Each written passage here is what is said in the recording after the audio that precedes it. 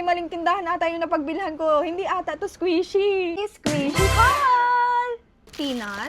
No, kagaya lang naman siya uwi ng burger at saka nung tai. So, i-rate ko lang to ng 5 out of 10. May peanut tayo, meron din tayo. Ewan ko ba kung bakit bumili pa ako nito. Meron naman akong ganito. Sobrang nakakasatisfying, gagi, nakakagigil. I-rate ko to ng 8 out of 10. Cheese cube. Malambot lang siya din. Ano? Nakaka-satisfy naman siya pero hindi ito yung satisfaction na gusto ko. 5 out of 10. Ang purple octopus. Ayun o, nakaka-satisfy siya.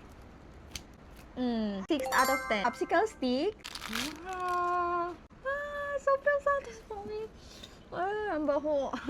Tignan natin kung didikit siya. Yun, dumikit siya. 7.5 out of 10. Starbucks Nido. Sobrang cute ng kulay. Kulay pink at blue. Unahin muna natin tong color pink. Ganda. Ang cute! And ang satisfying niya, in fairness, Ito naman color blue. Wow! Sobrang ganda. Sobrang satisfying and ang ganda ng packaging niya. So, i-rate ko to ng 9 out of 10. Itong Nido Cube. Oh my God! Very slow rise siya.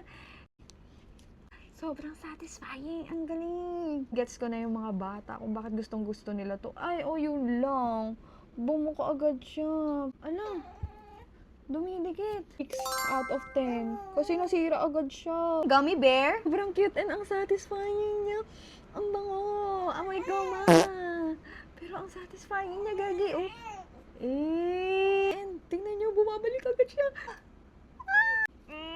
Ko siya ng 9.5 out of 10. Sobrang cute. Next ay itong mga mystery buns. Pero sa susunod na video na to.